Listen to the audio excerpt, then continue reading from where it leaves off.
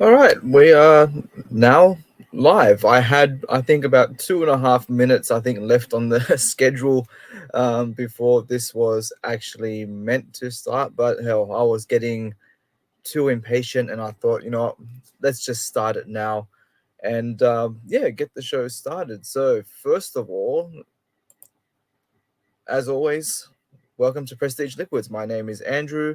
Obviously, my name is there on the screen, so you already know that. But we always got to do we always need to do the formalities. You never know; there might be a new person coming in to watch.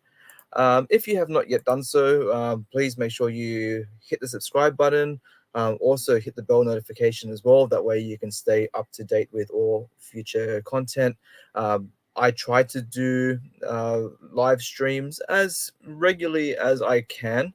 Unfortunately, most instances, life does tend to get in the way a little bit. So sometimes those live streams can be a little bit far and in between. But I say when I get a chance, I do try to do them when I can, and just to be able to interact with my subscribers out there, those crazy few that always like to join in and contribute. So again, thank you to all of my wonderful subscribers who support the channel. In today's video, I am going to be or not so much reviewing. I've done the review already. So if you have not yet seen the review of this, that's this here, the Starward Hungarian Oak. Let's see, how good is the camera? Yep, there you go. So this is one of the latest releases from Starward. I have reviewed this already. If you have not yet seen it, there is a link in the description box down below. So be sure to check that out when you get a chance after this live stream, of course. Oh, we've got Frederick in the chat. Happy Easter. It's good to have you here, mate. How have you been? I hope you're doing well. Um, if you are up for it, I'll say there is a link in the description. Well, before I get in that, let's pour. This is what we've come here for. Let's pour a little bit of this into the glass. I'll just let that sit on the side for a little bit. And yeah, let that open up. Alrighty, so I don't know why I've done so many live streams before in the past, and always that like the first few minutes, I still get nervous doing these things. I don't know why. There's always that little bit of like those nerves and anxiety. There's is it going to work? Is it going to, or is something going to stuff up? But if it does, it does. It's out of my hands. So yeah. Frederick, mate, if you are up for it at all, please feel free. There is a link in the description box down below, and I'll also post one here in the comments. If anybody is wanting to join in on the chat, please feel free to do so. I know some of you may be getting ready to go to work. I think depending on whether you're in the UK or Europe at the moment, so that might be a bit difficult. But for anybody else joining in, yeah, please feel free. So, as I mentioned, today I'm going to be again, not reviewing. I'm just doing this live tasting of the Starward Hungarian Oak. I need to learn to articulate a little bit better. So, a little bit of information about this. Bottled at 50% ABV. It was bottled on the 6th of the 10th, 2021. And obviously, by the title of the Hungarian Oak, this has been matured in Hungarian oak casks. Now, this is part of the Starward it's part of the Starward small batch range. So, for those of you who aren't too familiar with that concept, usually when you see like the Starward small batch, it's usually part of an experimental series. So yeah, so Frederick, we've got doing great. Andrew, hope you are as well. Just dropping in to say hi, celebrating Easter with the family. Take care and enjoy the dram. Most definitely, I will. And happy Easter to you and your family as well. Now, I do have a little bit of extra information that I have recently received about this particular bottling. I had to chase up Starward for it, so I have also added this information into the description of the actual review video for this. But if you have not yet seen that, let me just read it out for you. So about a week ago, I was really wanting to get some extra information. Unfortunately, with the label is quite vague with the details that Starwood have provided, and even on like the back label, it's mostly just tasting notes and things like that. It's not really.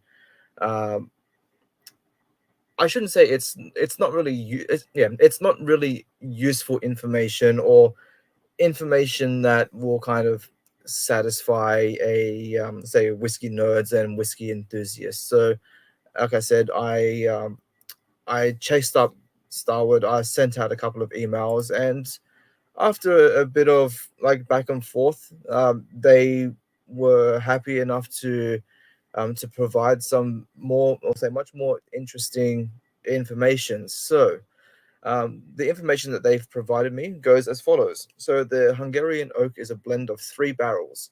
2 were fresh fill barrels filled in January 2016 at our Essendon Fields distillery, while the other barrel initially filled in August 2017 at Port Melbourne and then transferred into a charred Hungarian oak barrel in 2019.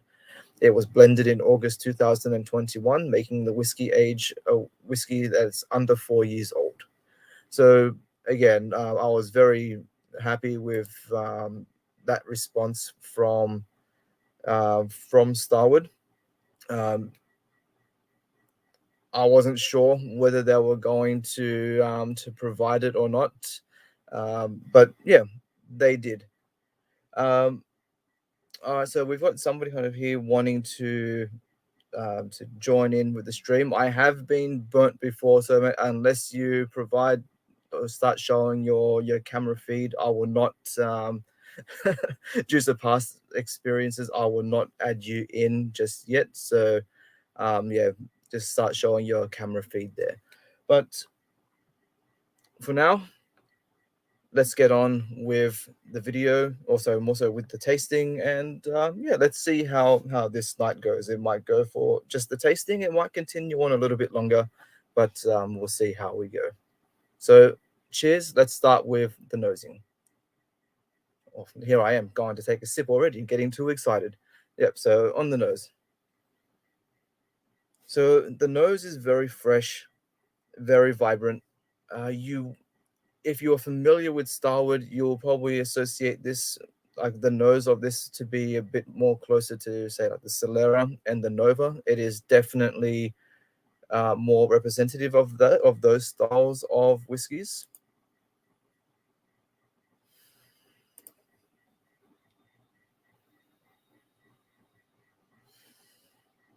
Like I said, very fresh, very fruity. It definitely has those typical Starwood aspects, so you will notice the Starwood banana. I'm also Now I can't remember whether I had gotten this in my review or not, but I'm getting hints of like peach, a little bit of pineapple as well.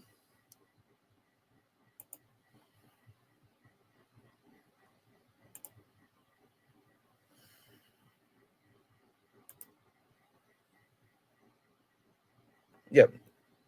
So then once the fruits kind of subside, then you start to get more of like the oak influence coming through. So I said when you first pour, you get an initial punch of oak, and then you get that initial punch of fruit, then the oak comes in. Lots of vanilla, quite a bit of caramel. There's also lots of Yep, so I am getting more of a white pepper spice at this stage rather than a black pepper spice. Now, unfortunately, I'm not too familiar with Hungarian oak. I haven't tried too many whiskies that I am aware of, at least, that use it.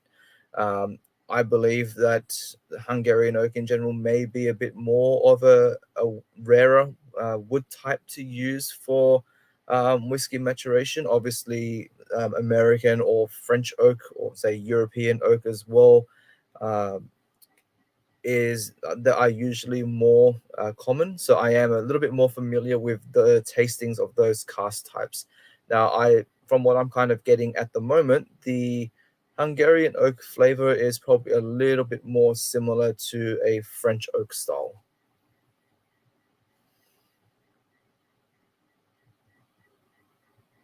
Actually, a question for anybody who's watching, whether you're in the chat now or you're watching this after. The European oak, what exactly is it? I mean, obviously, yes, it's a type of wood, obviously, um, but does the term European oak actually refer to a specific type of oak tree, or is it a term that is used over a broader sense uh, be a bit more of like an unspecific title from different oaks from other countries, if that makes sense? Obviously, you've got say like an American oak or French oak.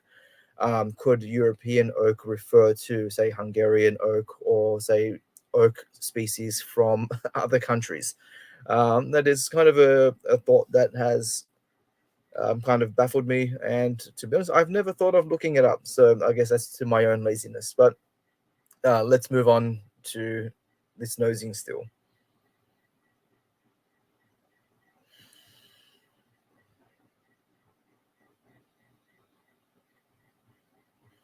So the pepper is quite prominent. It's very spicy. Now I'm also getting more like cinnamon, nutmeg. There's definitely some clove influence coming in as well.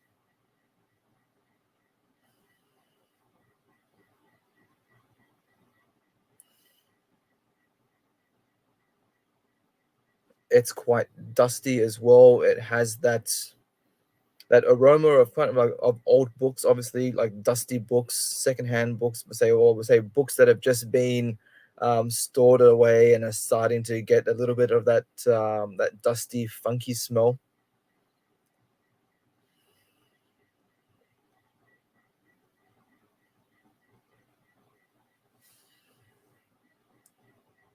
All right, so let's move on to the onto the palette.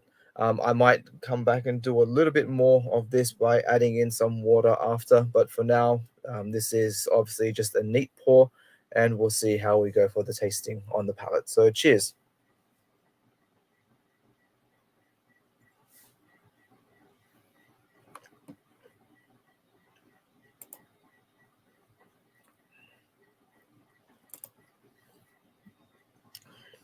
First thing you'll notice is the mouthfeel of this. It's a thick, juicy mouthfeel. It really is very syrupy, um, and also very spicy as well. It's got that a very prominent peppery spice to it, which you would naturally expect from a whiskey that's at 50% ABV anyway. But having said that, considering the ABV level, this is a very gentle whiskey. Once that the initial spice tapers off, it just mellows out really, really well. And then your subsequent sips after that, uh, that would say, yeah, definitely much more approachable.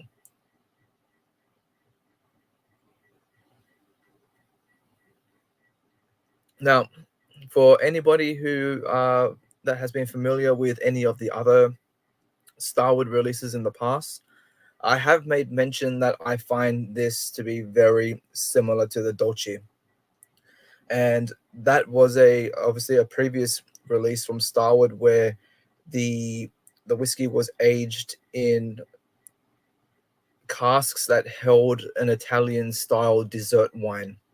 So it was a very sweet whiskey. Unfortunately for my taste, it was too sweet. It definitely wasn't my favorite. It wasn't my favorite whiskey.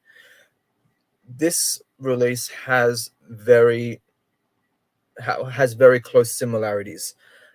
So at first, when I did take that initial sip, I will admit that I was a little bit disappointed, especially since I wasn't a massive fan of the Dolce. Unfortunately, it wasn't until I got to the last, or say the third quarter of the bottle, where I really started to enjoy it, where I would just, it made some absolutely beautiful highballs. It was definitely a whiskey that was better suited for, I think, cocktail mixing rather than actual, uh, to, yeah, rather than having it as a neat pour. Though saying that this is very similar to the Dolce in the taste area, it's a much better quality version. I do find this a lot more enjoyable than what I did for the Starward Dolce. I mean, even say for this particular release at the moment, it's still not going to be close to my favorite Starward experience. I mean, especially when you have, let me reach for this one, especially when more recently as well you had a release like this, the Starward Octave Barrels, and also the Tawny Batch 2. Those two whiskies, like I said, recently put out by Starward, are just an absolutely amazing example of the quality of what Starward is able to produce. Unfortunately, say for me, for this particular release, it just doesn't really hit the right spots for me. That sweetness does start to become a little bit too prominent. But I think what really helps it is that it at least has that higher ABV to kind of balance out and counteract that the sweetness of the spirit. But let's move along and see what else we get. There is obviously more to it than just the sweetness.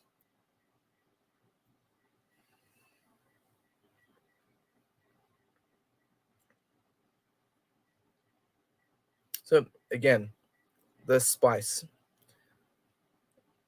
lots of cinnamon and clove, and I am still absolutely amazed at how mellow this whiskey is. Like I said, 50%.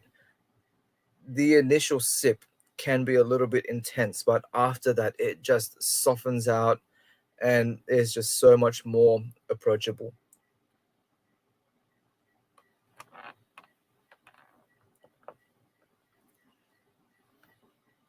I think at the moment as well, especially coming up towards Easter time, this kind of reminds me a little bit of a hot cross bun. It has that those typical those baking spice notes to it. It's also quite bready as well. So if you're familiar with things like hot cross buns, just the taste of the bread, of the bun, how you do have all those spices in it. If you like the fruit hot cross buns as well, whether you've got raisins or the, say, even like orange peel or things like that in it, it's very similar to this. You will notice like a sweet raisin note. There is also a little bit of a citric sourness that comes into it as well, which is not always something that shows up on other whiskies, but I definitely notice it on this.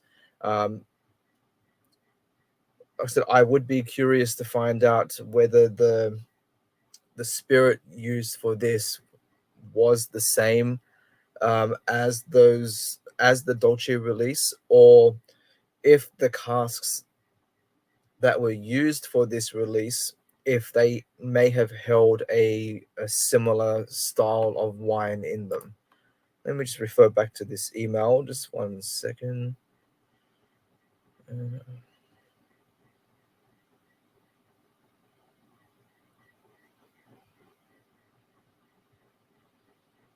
okay, so yeah, so these were fresh filled barrels. So this could mostly, or as well, just be coming from the actual influence of the oak itself. Yeah, it is always very amazing to see how different wood styles will affect the way the whiskey turns out, even if it's the same spirit that is then aged in different cask types. That's again, there is also another Australian distillery that have recently been putting out some whiskies that have been aged in red gum. So anybody that's interested in that, definitely check out Backwoods Distillery. Like I said, they have been putting out some red gum aged whiskies. I unfortunately have not been able to try them yet. Unfortunately, they are just too out of my price range. They are a little bit more on the expensive side. Hopefully, one day I'll be able to take a trip down to the distillery and actually try it there. That would be, I'm sure, an amazing experience. But in Australia as well, we also have that. I have to say we are quite lucky here that we're not really tied down by the rules of your standard Scotch tradition and the general Scotch laws that they have in Scotland. To age whiskey in Australia, one, it only has to be aged for 2 years, and it only has to be aged in wood. It doesn't specify that it has to be oak, which is why we are also able to get, say, things like aged in like in red gum or jacaranda and all those kind of things. So it allows us a large room of for experimentation.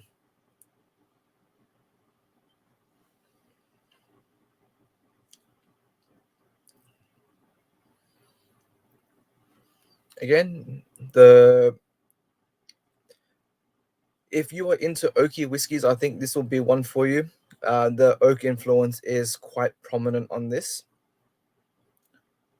Like I said, it's very woody. It's also quite dry. There's a certain like a certain dry characteristic that comes from it. A little bit tannic. So if you're somebody that really gets peeved off by tannic Australian whiskies, again, this isn't probably one for you. Luckily for me, I do enjoy that type of flavor profile, so I've never really had an issue with it. Uh, but yeah, I think that's kind of like the basic style of this. Let me just pour a little bit more, and I'll add some water to it and see how we go. Oh, I've got to find an extra hand. All right.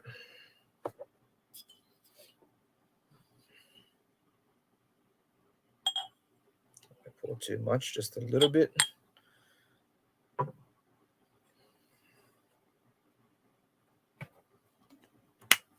All right. And let's just add a touch of water.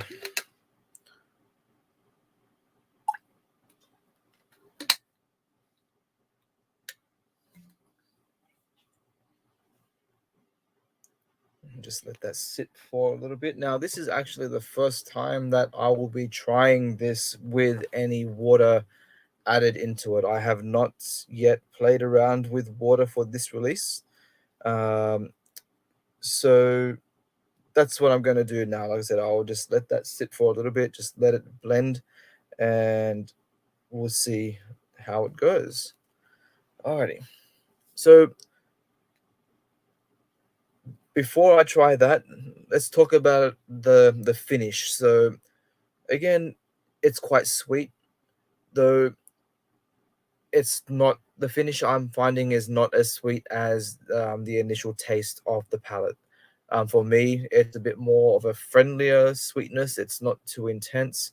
It's also becoming a little bit nutty as well. So I'm getting like hints of cashew nuts. Again, that raisin influence is there. I'm also starting to get some barrel char coming in as well. So you do get quite a bit of like different flavors coming in. It's not just a one note whiskey where you'll just have these like linear flavors that just follow through from the beginning to end. There is something different that follows through at each stage. Ah, Greg, welcome in, mate. Good to have you here.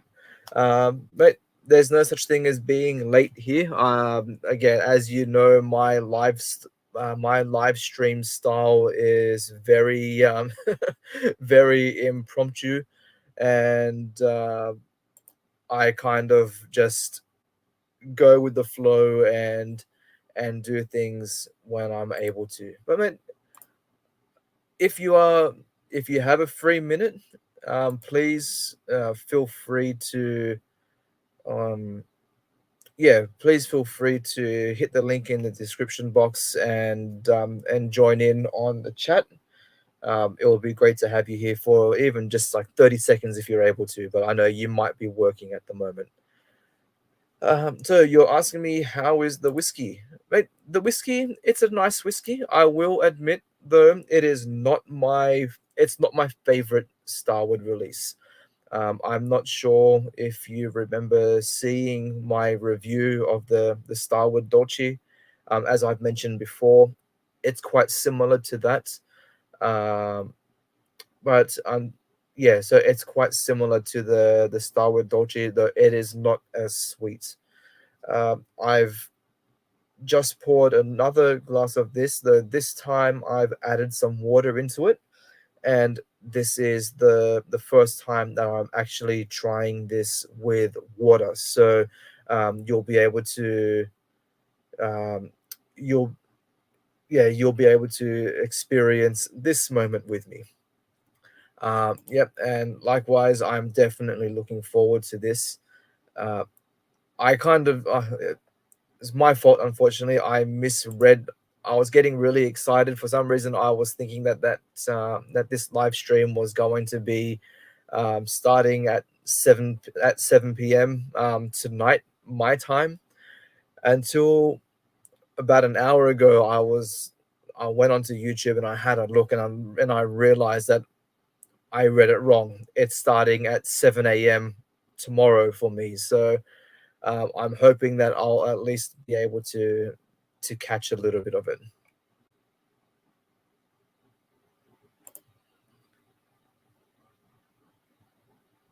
So you're asking, do I mean is the oak playing loud in there? Um, I wouldn't say it's loud, nor is it aggressive. I enjoy oaky whiskies the same as I do also enjoy oaky wines. It's not a flavor profile that not that turns me off. I quite enjoy it. Um, and it's more so as well interesting to get a different perspective on this, since I don't recall trying any Hungarian oak whiskies before. As far as I know, this is the first one that I've had, and I'm not very familiar with the flavor profile of Hungarian oak. So this is a this is an educational whiskey for me. Allowing me to develop my um, it's allowing me to develop my palate and just to grow a little bit more. All right, let's get started on this. So we'll start off with the nose. Like I said, there's some water added into this. Greg, since you're just joining in now, this has been bottled at about at sorry, not at about. It has been bottled at 50% ABV, and I think I poured in maybe about 5 mils of water into it. Um, that's fine, Greg. It's still great to have your presence in here anyway. But yeah, let's get started on the nose with this now added with water.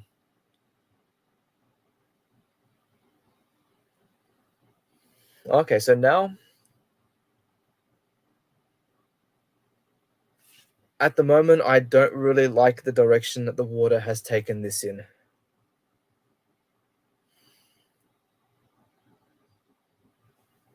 Oh, Prime Whiskey, it's nice to have you here.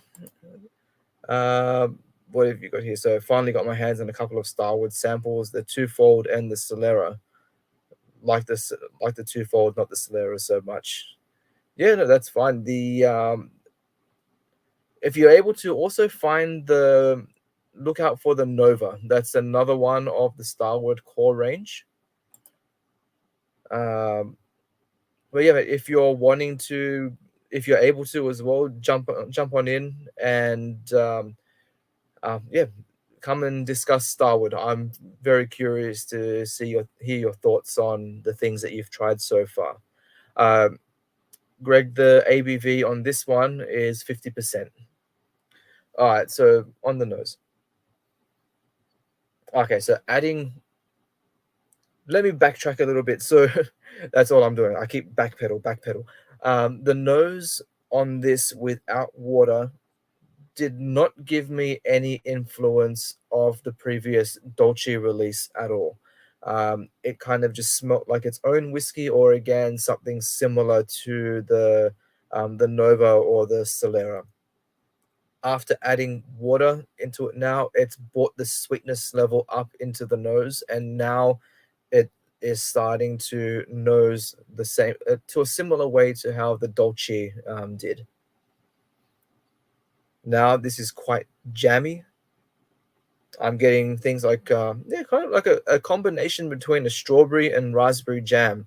There's definitely a berry tartness to it.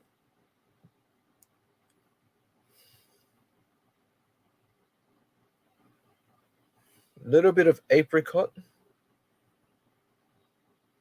The peach and banana influence is still there. So one thing I will compliment, that at least the water is adding different labels, adding different levels to the whiskey. It's bringing in or changing around the flavor profile. I think it has allowed some aspects to drop off and other aspects to rise up. Greg, I'm not sure if you may have heard this information before, or if you may have already read it in the description on the previous review, but I'll read it out for you now as well. This is some information that I had gotten from Starward in regards to the maturation of this whiskey. So here it goes, just one more time for you. So the Hungarian oak is a blend of 3 barrels. 2 were fresh fill barrels filled in January 2016 at our Essendon Fields distillery, while the other barrel initially filled in August 2017 at Port Melbourne and then transferred into a charred Hungarian oak barrel in 2019. It was blended in 2021, making the whiskey aged just under 4 years old. So that's a little bit of information there for you if you have not yet seen it already.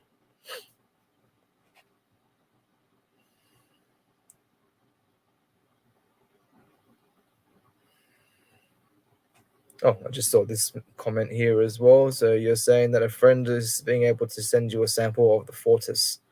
I'm very interested to see how you go with that. I always hear mixed reviews about the Fortis. You have those that really enjoy it, and then others just that aren't into it. Um, I hope you enjoy it. I know I do, but again, in general, there haven't been that many Starward whiskies that I haven't enjoyed so far. Most of the Starward flavor profile suits my palate. Obviously, with the exception of the Dolce and this one to a certain degree.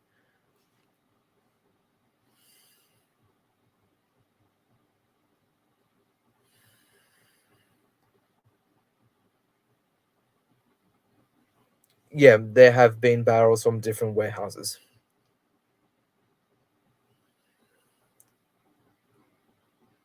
So the spice level on this now is not as intense. The nose is definitely a lot softer than what it was.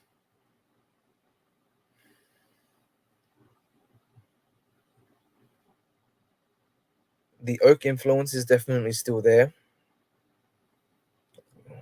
Yep. So I'm getting more like vanilla cream, also a touch of like vanilla essence as well. So it's given it a bit more of like a synthetic vanilla characteristic.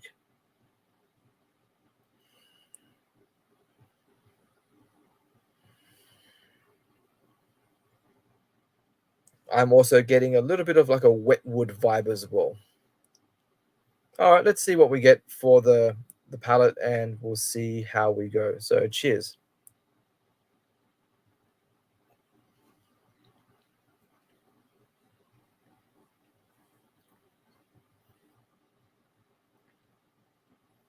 Okay, so the the spice level is still just as intense, but now the flavor is a bit more muddled. I would say that those jammy notes are definitely still, yeah, those jammy notes that I got on the nose just now have followed through onto the palate as well. So again, there's a little bit of like a strawberry, raspberry jam note coming in. What else? Again, the vanilla. Also, the dry oakiness is coming in. That was something that I had gotten maybe a bit more towards the back end of the palate before adding water to this, but it's now brought that a bit. It's brought that flavor profile much more forward now. Unfortunately, I don't think this is a whiskey that is well suited for adding water to it. Like I said, unfortunately, it is just kind of just it's muddled the flavors, whereas before um, the flavor was kind of it was able to progress a little bit naturally and you would pick things as they came along. Now it's kind of all just thrown in all together.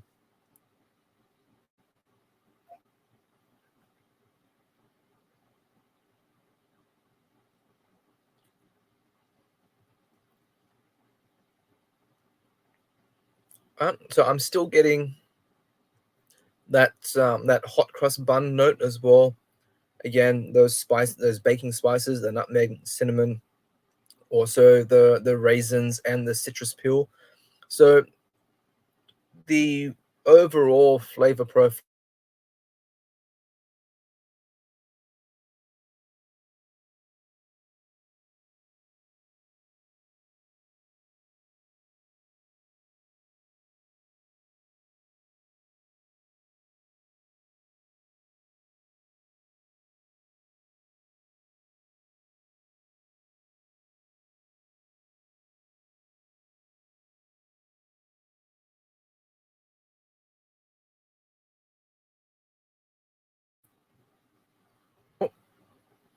It looks like I'm back. Sorry about that. It looks like I dropped out for it looks like I dropped out for a little bit just then. Um, so Greg, you were saying that so Master of Malt has stopped for you guys in France too,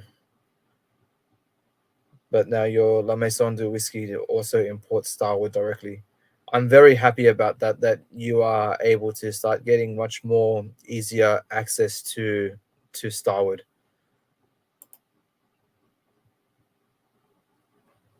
And this one. So as long as it's nice to taste at 50% ABV, no big deal if you can't add water, as I understand. Like the whiskey I blended myself, I chose 48% ABV and do not recommend really to add water to it. In general, I always feel that, and I think we've mentioned this before to each other, that the 46 to 48% um, is usually like the best middle ground I find um, for an ABV where you kind of get the best aspects out of the flavor profile. You don't need to add water to it, and it also doesn't really need to be any stronger.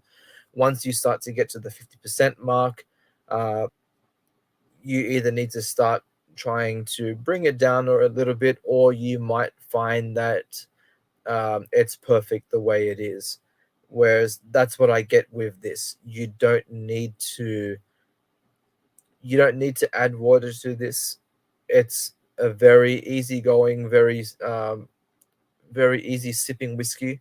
Although I would say, considering the sweetness that I'm getting from this, um, I have a feeling that this is a whiskey that will be much better suited for cocktail mixing. I think you'll be able to get the most out of the flavor by making some cocktail creations with it, and I think you would really be able to experiment with the flavor profile. I think whether you're making a Manhattan or an old fashioned, I think this is a whiskey that is definitely very well suited for cocktails. Now, sorry, I was getting a bit of a dry eye at the moment. Um, yeah. Also, with adding water to this, the finish is almost non-existent. It's fallen very flat now. It's just becoming a bit of a sweeter. It's just a basic sweetness for the finish after adding water to this. Um, so, Greg, you're saying that you're able to get at least 6 or 7 expressions. That's fantastic. That's quite a lot, actually. Um, it's really it's sorry, I can't speak the words properly very well at the moment.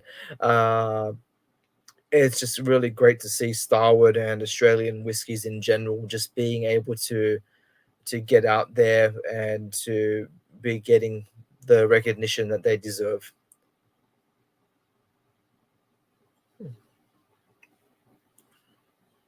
Well, I think it's come to the point of this video now.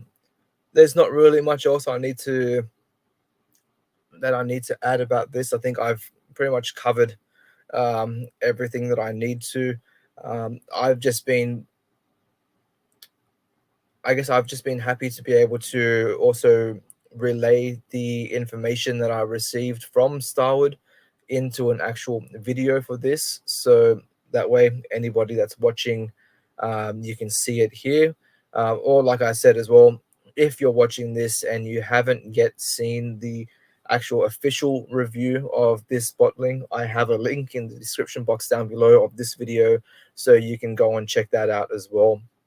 Then while you're at it, you might as well go and check out the other Starward whiskies that I've reviewed in the past as well. You'll be able to see reviews, say, for this one, the Octave Barrels, which at the moment is one of my favorite Starward releases.